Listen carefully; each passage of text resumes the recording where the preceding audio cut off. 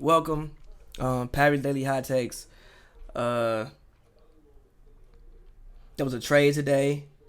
It's a trade actually between the Atlanta Hawks and the Portland Trailblazers. The trade was for Kent Bazemore is now with the Portland Trailblazers, and Evan Turner is now with the Atlanta Hawks. Um, some people don't think that's a big trade. I actually disagree. I think that it's actually a great trade for both teams, actually, and I'll get to why. But first of all, I want to thank all of you guys who've been showing me love, showing me support with the daily hot takes. Thank you all. I appreciate it. Um, yeah, like I said, Monday through Friday, we're going to keep it going for you guys. But I'm going to start off with why it's a decent trade for the Hawks. I see Trey Young, and I think Trey Young is more Steve Nash and Steph Curry. But also, I think Steph Curry is just the version of Steve Nash that shoot first and is 3 inches taller. And again, I don't think that Trey Young is tall enough for scoring to be his primary focus. So I think that that's why he's forced to be more of a playmaker than I think what Steph is. Um, I think Steph play makes through his shot and not really through the pass. I think that a lot of Steph's plays is just like, yo, I shoot so well, so I'm gonna bring two guys with me, and I'm gonna get somebody else open. I think a lot of Trey's playmaking is like, yo, I'm so crafty with the ball, and I know how to get where I want to get, and I can make a pass to somebody and like pass somebody open, and I think that like Steph shoots people open. But that being said, obviously Evan Turner isn't Draymond Green, but I do think that Evan Turner can play kind of a Draymond Green type role offensively for the Hawks. And again, like I said, he's not. Again, Trey Young isn't Steph, but you can run Trey Young off ball. Run him around screens. He can come off a screen and shoot. You can also run Evan Turner at the point guard position. Also, I think Evan Turner will be a good leader for these guys. His contract isn't. I think it runs out after this year actually, so it's not like you signed it. Picked up a guy that's gonna be on your books for however much longer. And you could even get crazy with the lineups. Like well, first of all, I've even said that I think the Hawks are like the Warriors 2.0. Now, I don't know if they'll be as good as the Warriors. That's not saying that they'll win. Fucking what was it? 3 rings in 5 years. That's just saying that the way they're building the team. Like I look at the comparisons between one Steph Curry and Trey Young, and Klay Thompson and Horton, and even Cam Reddish and Kevin Durant. I don't think that Cam Reddish is going to be Kevin Durant, but I do think Cam Reddish has a real potential to be a star and be a guy that you can dump the ball to, move out that man way, and tell him, yo, go get you a bucket, and he'll do that. So I mean, yeah, you can get crazy with the lineups. You can even run a lineup of like Trey Young, Cam Reddish, Evan Turner, DeAndre Hunter, and John Collins at the center.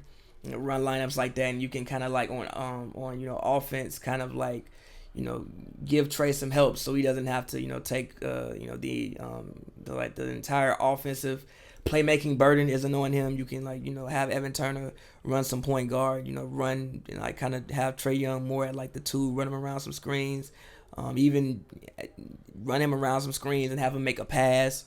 Like maybe not every screen is for him to score or shoot the ball. Some of them are for him to pass. And again, I think that Atlanta definitely has an accelerated timeline. With now with looking at what Trey Young did last year, I think they think that we can be a pretty good team pretty fast. But I do think that if you're Atlanta, you still want to test out things and see how things kind of work first. And I think that if the Evan Turner experiment works out, I mean, wait, how old is Evan Turner? Let's actually look this up. How old is Evan Turner? I don't think he's that old. Evan Turner. Evan Turner is 30 years old. So again, yeah, he probably has at least. I mean, with the way people can play now, I think he could be a vital bench piece for the Hawks, as they make their climb and be like, again, not saying that he's Iggy, not saying that he's Draymond, but be like that Iggy or that Draymond type, the guy that comes off the bench and kind of navigates the offense and takes a little bit of the playmaking responsibility off Trey Young, so that every play doesn't have to come from him. So I think it's a good move for the Hawks. I don't know if they'll make the playoffs. It depends on who they pick up in the free agency. But I do think that the Hawks have a very, very bright future, and Atlanta should be proud of what the Hawks are building down there. But moving on, I want to get to Kent Bazemore for the Blazers. I think it's a great move. And I think that, look, I said don't sleep on the Blazers last year. They made the conference finals, and everybody's like, oh, well, they got swept. Like, bro, we made the conference finals. How many times in Blazers franchise history have they made the conference finals? I don't think the Blazers haven't made the conference finals since, if I'm not mistaken, 2000.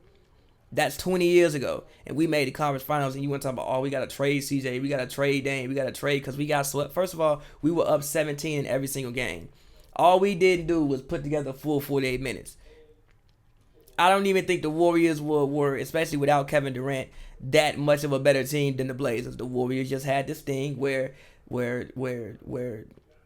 they would put together a great 24 minutes, and the Blazers would put together a great 24 minutes. But because the Blazers don't have the same offensive firepower the Warriors have, and also the Blazers, because they were missing people, and their top guys aren't as good as the Warriors, the 24 that the Warriors would put together would be better than the 24 that the Blazers would put together. But I thought they had a very successful season. And also Dame had the separated ribs, obviously. Like, Nurk has the broken leg. He wasn't there to play. Even Rodney Hood I think he hyperextended his knee at the end of the Nuggets series. So they were kind of beat up coming down the stretch. I mean, obviously, the Warriors, KD was out. But at that point in time, just KD was out. Looney wasn't hurt yet. Clay wasn't hurt yet. It was just KD out. I said that the Warriors would win in 6. And again, they were up 17 3 straight times and lost all those games. If you're up 17 3 straight times, you're supposed to at least win one of those games. But regardless, I think they had a very successful season. I think, and Cantor had the shoulder injury and was going through fucking Ramadan. So he wasn't even 100%. But I think the Blazers had a very, very, very, very successful season. One of the best. And, I mean, literally, I was 8 the last time they made the conference finals. I'm 28. And you want to trade CJ? You want to trade people? Like, why? The next step, realistically, is the finals. I think that people need to understand, for one, every team's goal isn't a championship every year. Realistically, it's maybe only 3 teams that have a real shot to win a championship every year. I think the only teams that had a real shot to win a ring this year were the Warriors, the Rockets, the Raptors, the Sixers, and the Bucks. So I named you 5. 3 to 5. Well, actually, yeah, 5. If I say 5 teams had a real shot to win the championship, right? I think that that's why you thought the league was so wide open. Usually, in most years, it's 3 teams. You maybe got 2 from one conference and 1 from the other conference, and that's who got a chance to win. That's why I think the league was so wide open, last year. I thought that the West had 2 legitimate contenders, and I thought that the East had 3 legitimate contenders. That doesn't really happen often. For the most part, for the past couple of years, last year, there were 3 real contenders. It was Cleveland. Really, it was 2 real contenders. It was the Rockets, and it was the Warriors. Not even 3. Cleveland was just the best out the East, for the most part. So, again, if you look at the Blazers, I think they've been building towards something. I think that Bazemore helps. I think that they do need to retain a roster that they had. I think that they need to retain Cantor, especially, we don't know when Nurk is going to get back. Hopefully, I think he was walking during the playoffs, but obviously it's still broken leg. It's going to take him probably at least 2 years to get back to the Nurkic that, we saw him being before that gruesome injury. Sign back Rodney Hood, get Cantor back in there, get your guys back in there, and make another run at it. I mean, realistically, if we look around the West right now, the Warriors are compromised. For this year, at least, they're compromised. Also, there's a report, like I said, the Warriors didn't do right by KD. There's an alleged report that KD feel like the Warriors didn't do right by him. Like I said, that shit wasn't right. And allegedly, I keep saying allegedly because there's some report every single day that comes out now. I don't even know what to believe. But allegedly, he feels like there might have been some, I'm going to call it malpractice. There might have been some malpractice, or there might have been some misinformation that led to that man tearing his Achilles, and he's somewhat frustrated with that. So again, when we look around at the West, we don't even know what the Lakers going to do with the rest of their roster. But besides the Lakers, and maybe the Rockets. I mean, the Nuggets, obviously, if Porter can come back and be healthy, if they can get some out of Bowl, if Millsap can continue his play, if Jamal can take that next step, if Beasley can take that next step, if Harris can take that next step, if Jokic can also take that next step, they're gonna be right back there. But realistically, I mean, you look at the Blazers, like they got a real final shot. The Blazers could dead ass end up the 2021 what would it be, the 2019-2020 NBA Finals could dead ass be like Blazers Raptors.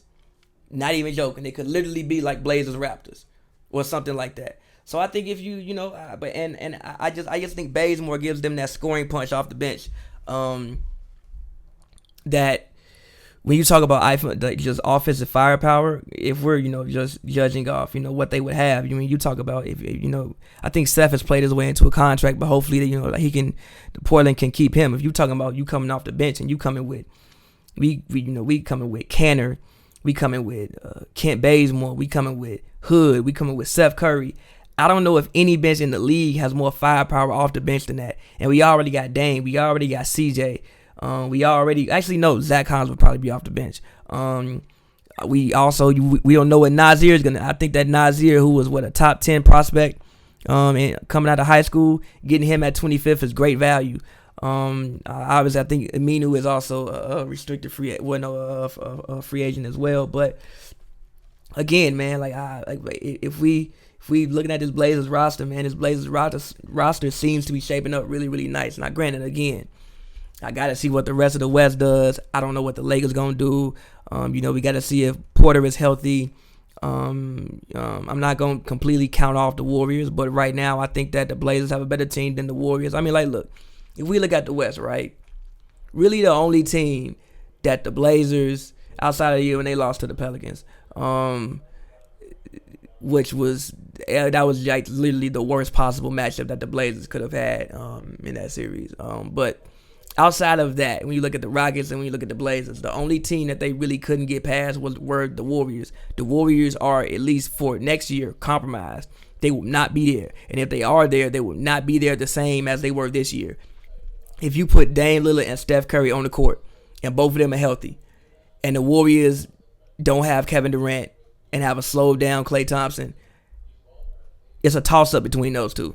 It's a toss-up between who's the best player in that series. A legitimate dead-ass toss-up between those two.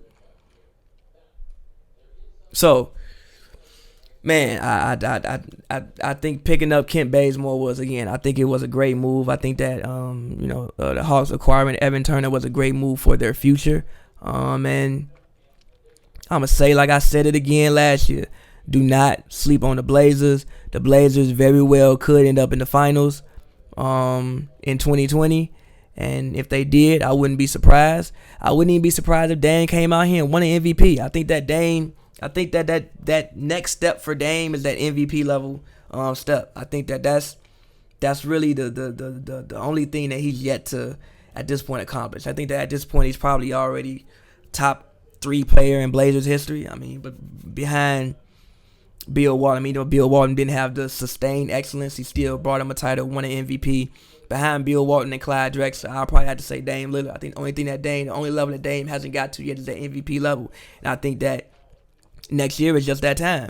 I think that it's just that time. If Dame can come out and give you one of them seasons, and they can stay healthy, at some point in time they get Nurk back if he can give them anything, and they can keep this same roster and this same team that they had together last year and run them back out there this year, I think it's a great move, man. And I think that, again, the Blazers got a real chance to end up in the 2020 finals, and I wouldn't be shocked if they did it. So, Pavy's Daily Hot Takes.